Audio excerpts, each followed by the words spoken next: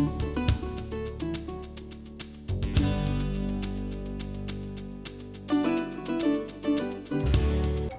guys, welcome back to my channel. This is Lindy, aka Paleobarbie, if you guys are new here.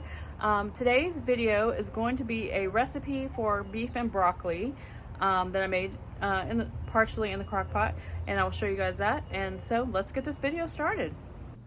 Alright, I'm going ahead and getting dinner prepped and put in the crock pot for tonight. I have got some stew meat here. I'm going to throw that in there, and then I'll show you what else I'm going to throw in there with it.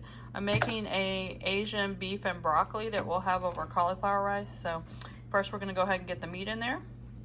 Alright, so the meat I'm going to season with some Chinese 5-spice, some ginger, pepper, salt, and garlic. And then I'm going to mix up some coconut aminos with some beef broth, some swerve brown sugar, and a little teaspoon of fish sauce and a little bit of olive oil, and then that's going to go in there with the meat as well. I'm not going to put the broccoli in until later on after the meat is done, so I'll show you what this looks like before I get it going. And I'm also going to cook it on low. This is like 1240, and so I'm just going to let it cook on low for about 3 to 4 hours. So let me get all this seasoning in there. Alright, so I put about a tablespoon of olive oil in here. I'm putting about a teaspoon, give or take, I'm eyeballing it, of the fish oil.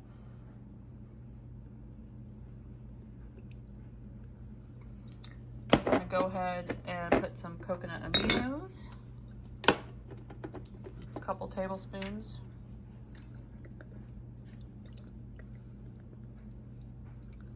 Now I'm going to put about a cup of beef broth and then a half a cup of the swerve in there. All right, everything's in there. So now I'm just gonna mix this up really good. And then I'm just gonna pour it over the beef and put that on low, like I said, 3 to 4 hours. And then once it gets close to be, or is done, when the meat's done, I'll show you what we're gonna do to thicken it up and also to add the broccoli.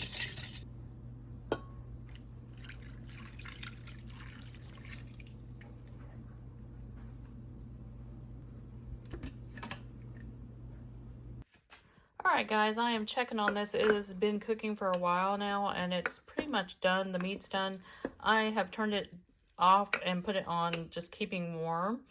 I'm going to take some of this broth out and mix it with some xanthan gum to put back in here to thicken this up, and throw the broccoli in here, and then I'll just leave it alone and let it sit until we eat dinner.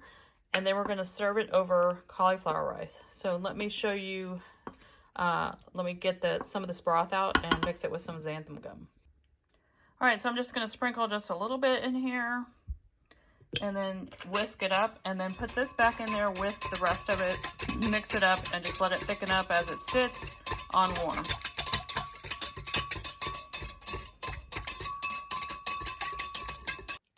Alright, so I poured that back in there. I'm going to go ahead and throw the broccoli down in there with it. Alright, got my frozen broccoli in here. I'm just going to stir this around a second, put the lid on it, and just leave it alone until we eat dinner. Alright guys, this is done. The sauce is nice and thick, so we're going to split this and serve it over cauliflower rice. I'm going to get it all served up and I will show you what it looks like.